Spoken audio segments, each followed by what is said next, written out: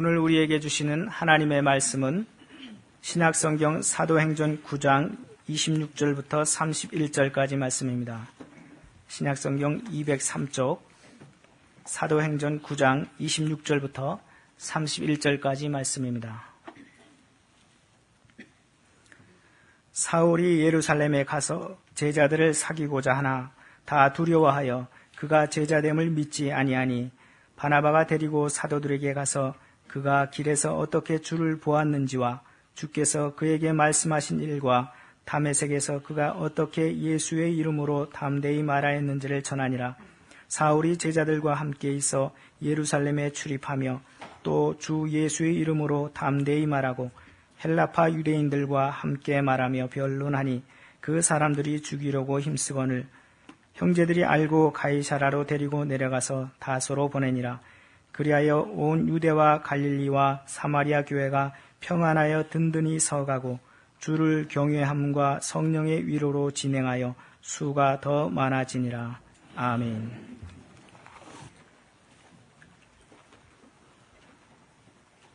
스스로 프랑스의 황제가 되어서 무소불위의 권력을 휘두르며 승승장구하던 나폴레옹은 1812년 러시아 원정의 실패로 인해서 그 기가 꺾이게 됩니다. 그리고 1814년 파리를 점령한 유럽 연합군에 의해서 지중해의 엘바 섬으로 유배당합니다. 하지만 그로부터 9개월 뒤인 1815년 2월 달에 엘바 섬을 탈출한 나폴레옹은 20일 만에 파리로 입성해서 권력을 재탈환합니다. 그리고 4개월이 지난 1815년 6월 달 나폴레옹은 12만 5천 명의 프랑스군을 이끌고 영국 웰링턴 장군이 지휘하는 유럽 연합군과 유럽 대륙의 패권을 놓고 벨기에 남동쪽 워털루 근교에서 마지막 자웅을 겨루게 됩니다. 그것이 그 유명한 워털루 전투입니다. 1815년 6월 18일 아침 프랑스군의 총공격으로 일대 전투가 시작되었습니다. 하루 종일 일진일퇴를 거듭하던 전세는 프랑스군에게 유리하게 보여졌습니다. 마침내 오후 6시 나폴레옹은 최후의 승기를 잡았다고 판단하고 자신이 믿는 근위 사단에게 총공격 명령을 내렸습니다. 백전불패의 신화적인 전설을 지니고 있는 나폴레옹의 근위 사단은 치열한 접전 끝에 웰링턴 진영의 산등성이 능선을 장악하는 데 성공했습니다. 나폴레옹 진영에서 볼 때 전투는 그것으로 끝나는 것처럼 보였습니다. 하지만 능선 너머에 포진해 있던 유럽 연합군이 일제히 사격을 가하기 시작했습니다.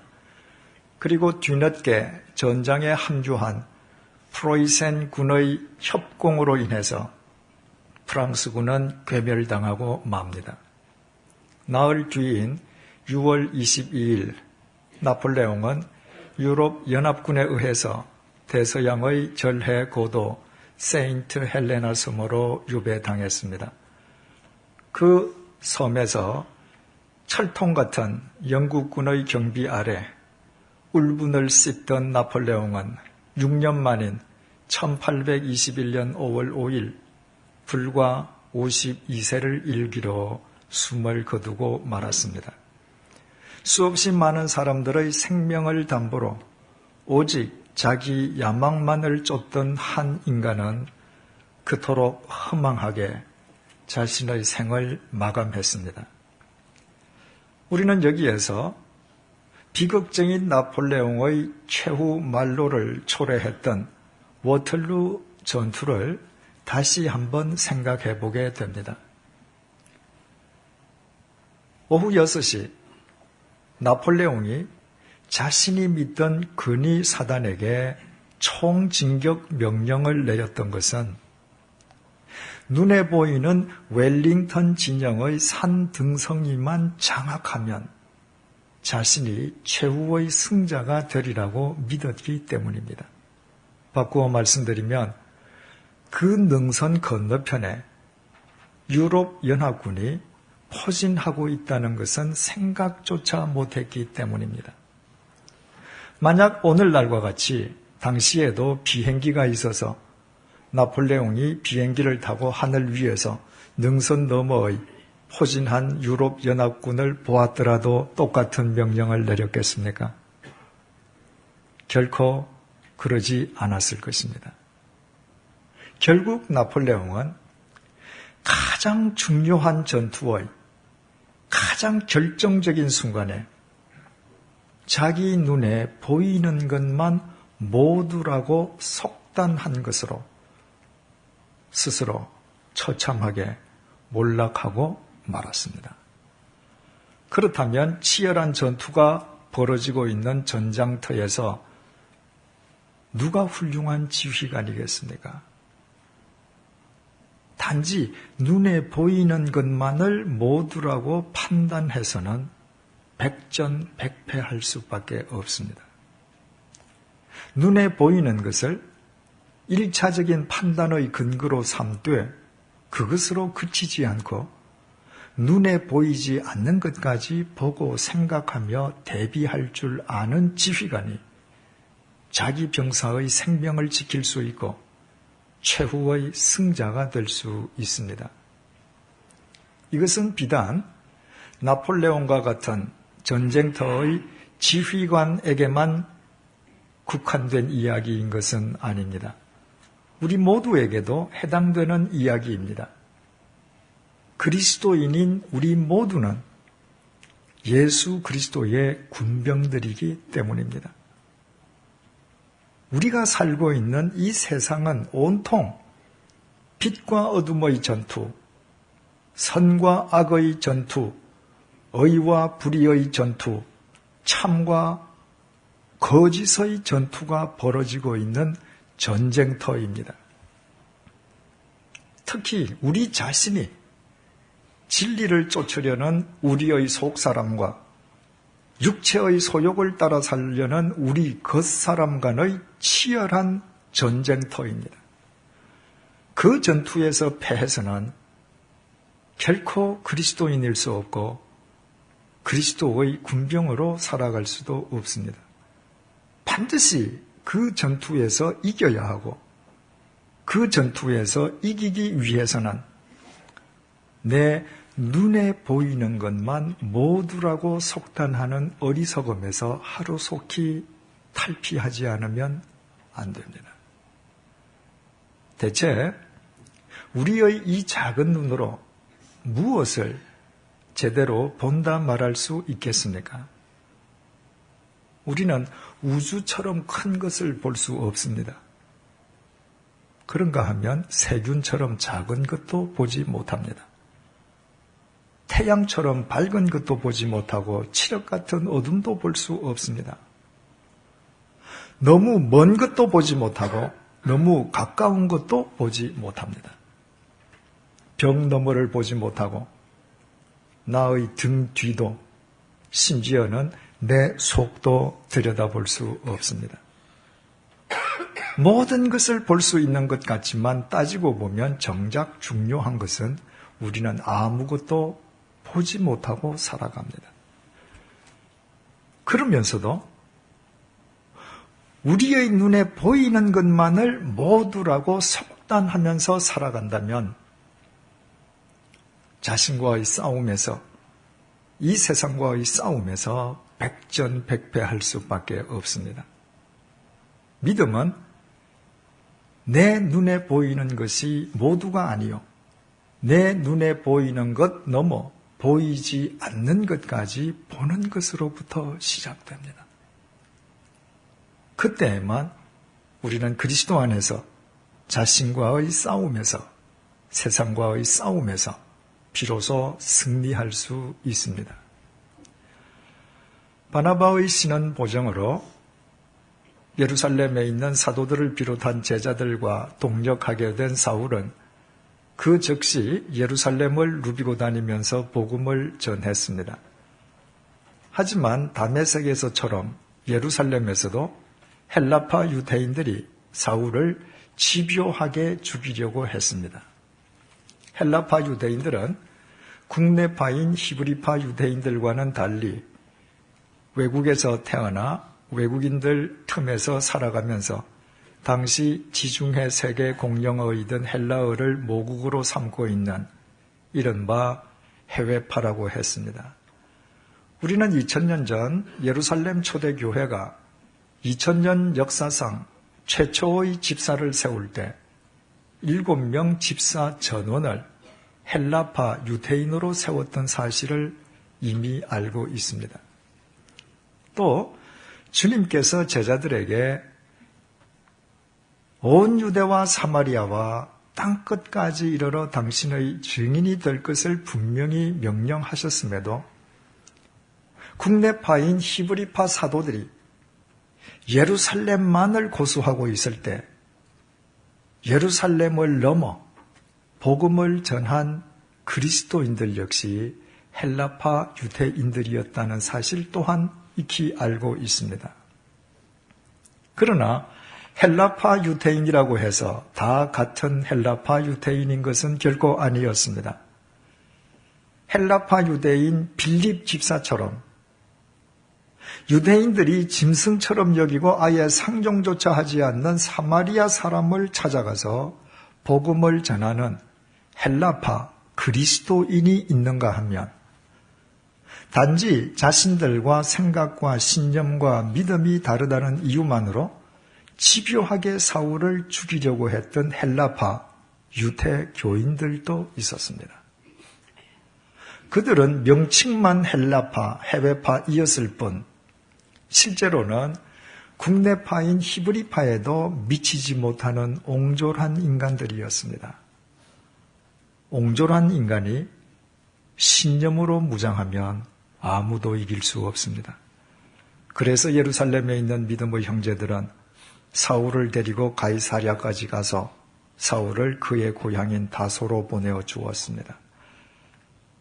헬라파 유대인들의 집요한 살해 위협으로부터 사울의 생명을 안전하게 보장해 줄 수 있는 곳은 사울의 고향인 다소밖에 없다고 판단한 까닭이었습니다. 그때 고향으로 낙향한 사울은 지난 시간에 말씀드린 것처럼 그 이후 무려 13년간이나 고향 다소에서 칩거해야만 했습니다.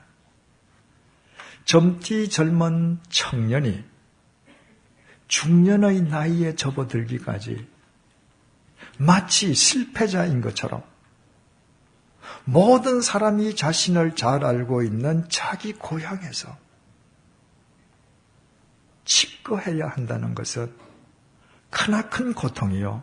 그 자체가 큰 인생의 위기가 아닐 수 없습니다. 하지만 그것은 사울 개인만의 위기이거나 문제일 수는 없었습니다. 헬라파 유대인들이 집요하게 사울을 죽이려고 했던 것은 사울을 유대교를 배교한 더러운 배신자로 간주했기 때문이었습니다. 하지만 유대교를 떠난 사람이 사울 혼자만이었던 것은 아니었습니다.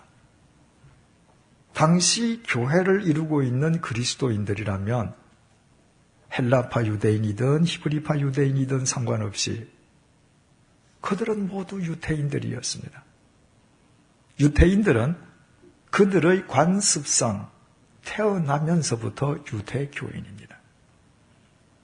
그런데도 그 유대인들이 그리스도인이 되었다고 하는 것은 유대교인들의 관점에서 본다면 그들 역시도 유대교를 배교한 배신자에 지나지 않음을 의미했습니다.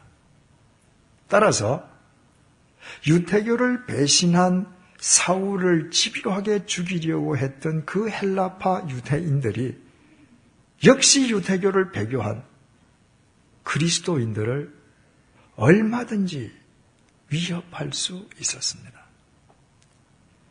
헬라파 유대인이 역시 헬라파 그리스도인인 사울을 집요하게 죽이려고 했기에 초대교회 전면에 나서 있는 헬라파 유대인인 7 집사 역시도 그들이 집요하게 제거하려 할 수 있었습니다. 마치 일제강점기 때 일본 형사보다 조선 형사들이 조선인에게 더 잔인하게 굴었던 것처럼 말입니다. 따라서 당시의 정황을 종합해보면 주님께서 당신의 새로운 그릇으로 택한 사울이 유대인들의 집요한 살해 위협을 피해서 고향 다소로 피신할 수밖에 없었다는 것은 곧 당시 교회와 그리스도인에게도 큰 위기요 위협일 수 있는 사건이었습니다. 바로 그때의 상황을 전해주는 본문 31절은 그리하여라는 접속사로 시작되고 있습니다. 그리하여라는 접속사는 그 이전의 내용과 그 이후의 내용이 밀접한 관계가 있음을 의미합니다. 특히 우리말 그리하여로 번역된 헬라어 우는 그 이후의 내용이 그 이전 내용의 결과일 때에 사용되는 접속사입니다. 이 접속사 이전 내용이 무엇입니까? 헬라파 유대인들의 집요한 살해 위협을 피해서 사울이 고향 다소로 피신할 수밖에 없었다는 것입니다. 그렇다면 그리하여 이후의 내용은 어떻게 전개되어야 하겠습니까? 그리하여 교회와 그리스도인들마저도 큰 위협을 받고 큰 타격을 받게 되었다고 내용이 전개되는 것이 내용상으로나 문법상으로나 논리적으로나 상식적으로나 타당하지 않겠습니까? 하지만 본문 31절의 내용은 다음과 같습니다. 그리하여 온 유대와 갈릴리와 사마리아 교회가 평안하여 든든히 서가고 주를 경외함과 성령의 위로로 진행하여 수가 더 많아지니라. 31절의 내용, 그리하여란 접속사 이후의 내용은 일반적인 예상을 뛰어넘고 있습니다.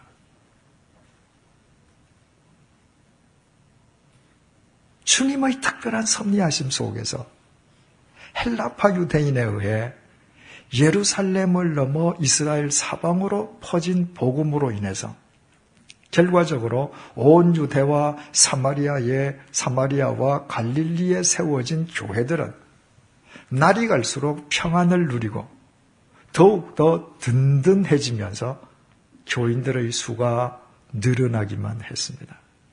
그뿐이 아닙니다. 31절의 시기와 똑같은 시기에 베드로가 무엇을 했었는지를 32절은 이렇게 밝혀주고 있습니다. 그때에 베드로가 사방으로 두루다니다가 룻다에 사는 성도들에게도 내려갔더니 국내파 사도로서 한동안 예루살렘만 고수하고 있던 사도 베드로 역시 헬라파 그리스도인들이 닦아놓은 복음의 길을 쫓아 이스라엘 사방을 두루다니면서 복음을 전하고 있습니다. 사울이 살해 위협 속에서 피신할 수밖에 없는 당시의 상황이었음에도 교회와 그리스도인들은 전혀 타격을 받거나 위축되지 않았습니다. 오히려 주님의 역사 속에서 교회와 그리스도인들은 더더욱 역동적으로 복음을 전파했습니다. 이상 살펴본 것처럼 사울이 살해 위협을 피해서 피신할 수밖에 없었다는 이전의 내용과 그리하여 교회가 더욱 견고해지고 번성해졌다는 이후의 내용은 서로 전혀 일관성을 갖고 있지 않는 것처럼 보입니다. 그런데도 서로 상반되어 보이는 이 두 내용을 한데 연결시켜주고 있는 본문의 접속사 그리하여가 오늘 이 시간 우리에게 주는 메시지가 대체 무엇이겠습니까? 참된 그리스도인이 되기 위해서는 눈에 보이는 것만을 모두라 속단해서는 안 된다는 것입니다. 참된 그리스도인이 되기 위해서는 눈에 보이는 것을 뛰어넘어 보이지 않는 것까지 볼 수 있어야 된다는 것입니다. 다시 말씀드리면 진정한 그리스도인은 눈에 보이는 것을 뛰어넘어 주님께서 친히 그려가시는 구원의 큰 그림을 볼 수 있어야 된다는 것입니다. 이런 관점에서 오늘의 본문은 청년 사울이 13년에 걸친 다소의 칩거를 어떻게 믿음으로 이겨내고 믿음의 용장이 될 수 있었는지 우리에게 일깨워주고 있습니다.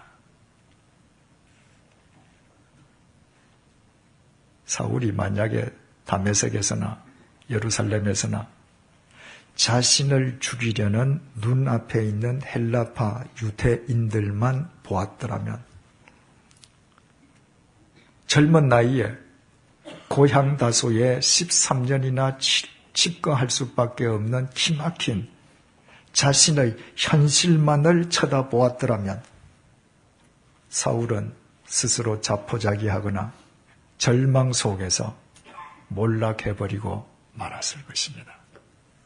청년 사울이 중년의 나이에 접어들 때까지 고향에서 칩거해야만 했다면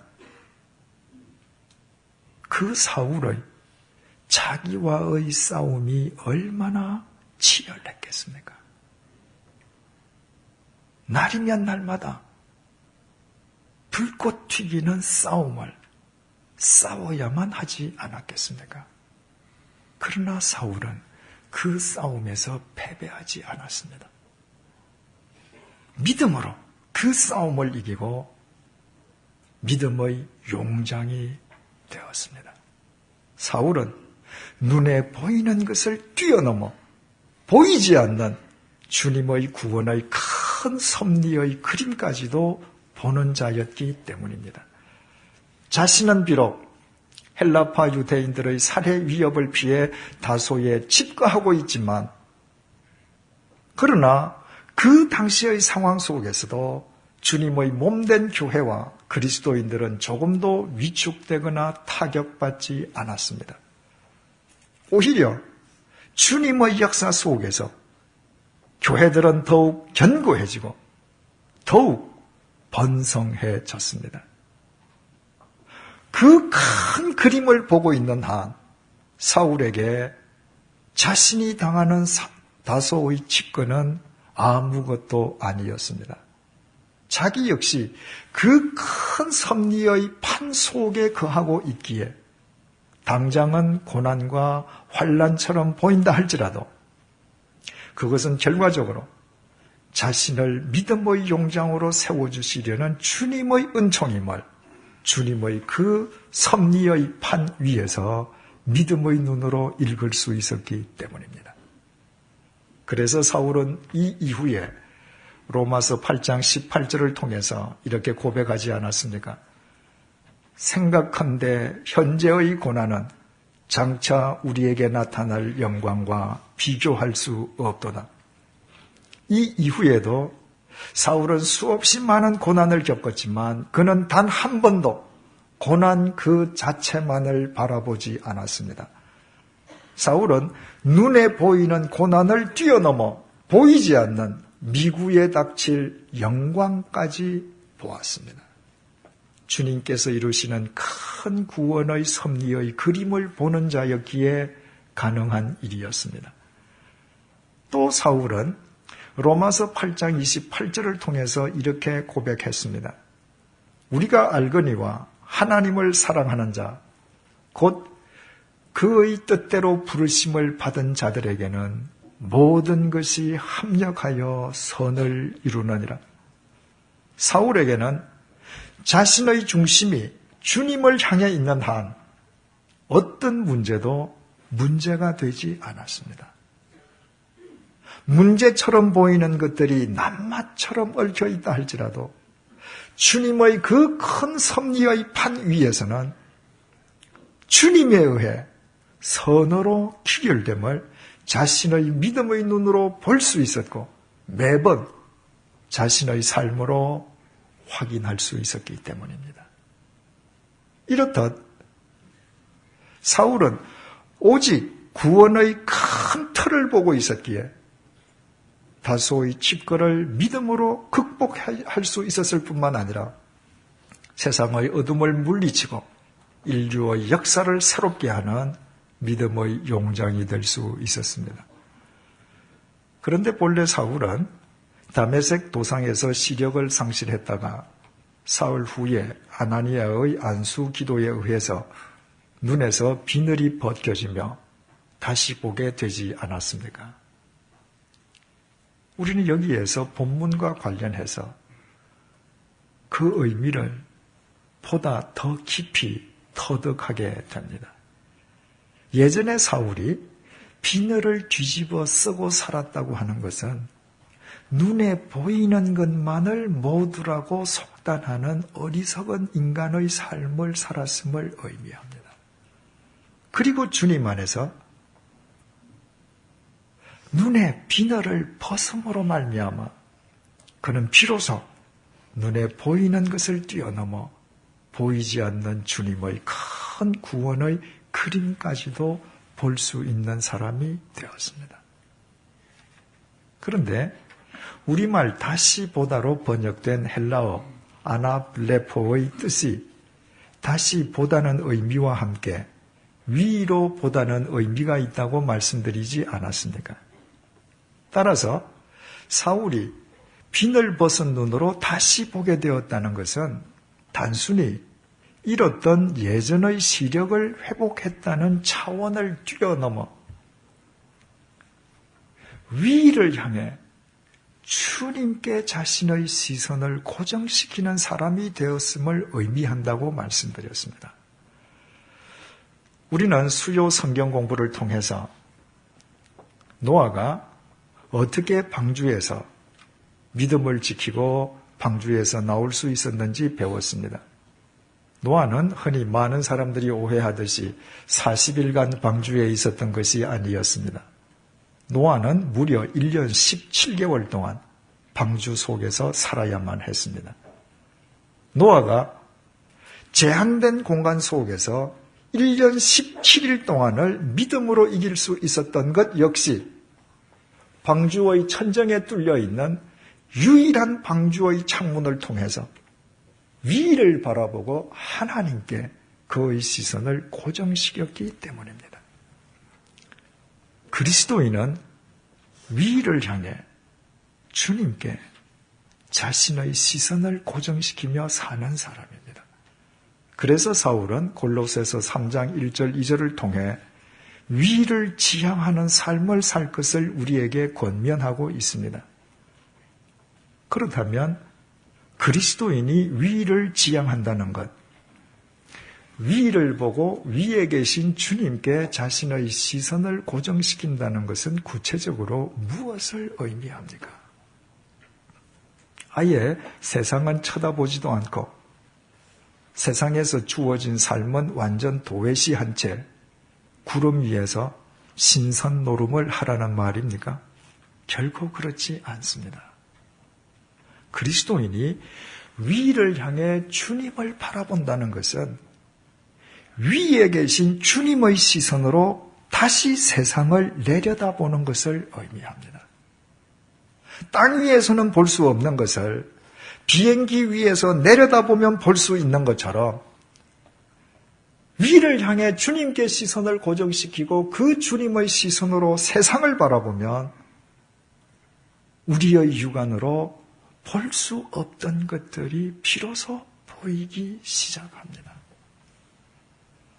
당장은 유익한 것처럼 보이지만 그 결과가 반드시 해와 독으로 끝나는 것이 무엇인지, 당장은 고난이요 환난처럼 보이지만 그 결과가 주님에 의해 합력하여 선으로 기결되는 것이 무엇인지, 무엇이 참되고 거짓된지, 무엇이 크고 작은지, 무엇이 길고 짧은지, 무엇이 영원하고 무엇이 찰나적인지, 무엇을 그리스도인으로서 움켜쥐어야 하고 무엇을 버려야 하는지 위에서 내려다보면 확연하게 알 수 있습니다.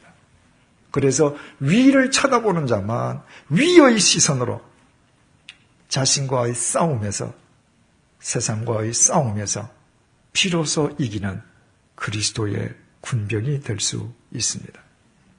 이제 우리 각자의 삶을 한번 되돌아보십시다.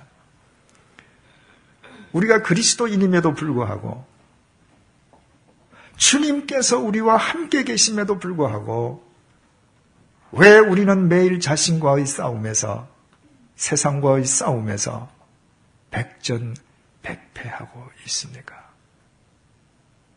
오직 눈에 보이는 것만을 모두라고 속단하며 살기 때문이 아닙니까?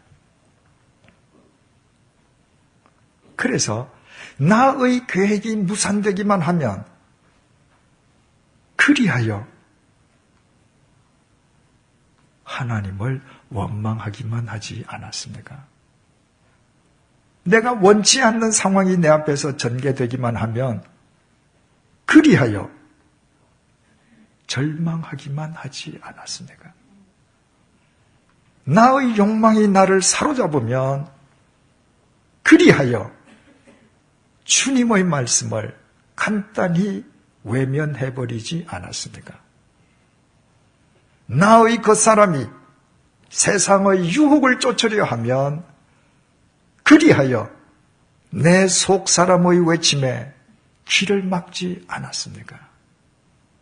그리하여 우리는 자신과의 싸움에서, 세상과의 싸움에서 백전백패할 수밖에 없지 않았습니까?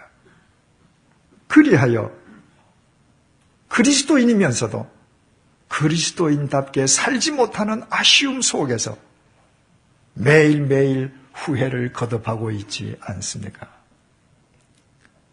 우리 모두 참회의 절기인 사순절 둘째 주일을 맞이해서 우리의 이 잘못과 허물과 어리석음을 주님 앞에 회개하십시다. 그리고 우리 모두 위를 보십시다. 위에 계신 주님께 우리의 시선을 고정시키십시다. 그리고 그 주님의 시선으로 세상을 내려다 보십시다. 그러면 보이지 않던 것들이 보이지 않습니까? 내가 지금 이집트의 노예살이 같은 고통 속에 거한다면 그리하여 이미 출애굽의 여명이 밝아오고 있는 것이 보이지 않습니까? 내 인생의 앞길에 홍해가 가로막혀 있다면 그리하여 하나님께서 하나님의 때에 그 홍해를 친히 갈라주시는 것이 보이지 않습니까? 지금 내 인생이 끝도 없는 광야 속을 헤매고 있다면 그리하여 그 광야가 약속의 땅인 가나안으로 향하는 길목임이 확연히 보이지 않습니까?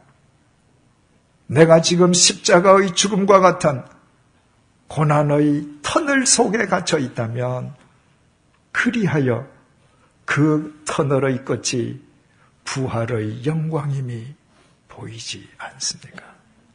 사랑하는 교우 여러분, 우리 모두 위를 지향하고 위를 바라보고 위에 계신 주님께 우리의 시선을 고정하십시다. 그 시선으로 세상을 다시 내려다 보십시다. 그리고 주님께서 창세기에서부터 요한계시록에 이르기까지 이 방대한 말씀을 통해 우리에게 보여주신 주님의 그 구원의 큰 그림을 바라보며 살아가십시다. 그때 우리는 우리 자신과의 싸움에서 이길 것이요 우리는 이 세상의 어둠을 물리치는 진리의 빛, 믿음의 용장이 될 것입니다. 기도하시겠습니다. 주님, 천지를 창조하신 주님 앞에서 우리의 이 작은 눈으로 우리가 대체 무엇을 본다 할 수 있겠습니까? 우리는 우주처럼 큰 것도 세균처럼 작은 것도 보지 못합니다. 태양처럼 밝은 것도 칠흑 같은 어둠도 볼 수 없습니다. 너무 먼 것도 너무 가까운 것도 보지 못합니다. 벽 너머도 나의 등 뒤도 심지어는 내 몸속을 들여다보지도 못합니다. 모든 것을 볼 수 있는 것 같지만 정작 중요한 것은 아무것도 보지 못합니다. 그럼에도 우리의 눈에 보이는 것만을 모두라 단정하고 오직 눈에 보이는 것만을 목적으로 삼느라 세상과의 싸움에서 자신과의 싸움에서 백전백패하였습니다. 그 결과 주님을 믿는 그리스도인이면서도 전혀 그리스도인답게 살지 못하였습니다. 참회의 절기인 사순절 둘째 주일을 맞이하여 이 모든 허물과 어리석음을 회개드리오니 주님의 자비와 사랑으로 용서하여 주옵소서. 이제 우리 모두 위를 향해 오직 주님께 우리의 시선을 고정시키게 도와주옵소서. 그리고 주님의 시선으로 세상을 내려다보게 하여 주옵소서. 세상에서 우리 육체의 눈으로는 볼 수 없는, 육안으로 볼 수 있는 것 너머의 보이지 않는 것까지 볼 수 있도록 도와주옵소서. 주님께서 우리를 위해 친히 일구어 가시는 큰 섭리의 판을 보게 하여 주옵소서. 그 판 위에서 우리가 추구해야 할 것과 버려야 할 것, 참된 것과 거짓된 것, 영원한 것과 찰나적인 것을 바르게 분별하게 하여 주옵소서. 그리하여 우리 모두 세상과 자신과의 싸움에서 이기는 믿음의 용장, 이 시대의 어둠을 밝히는 진리의 빛이 되게 하여 주옵소서. 예수님의 이름으로 기도드립니다. 아멘.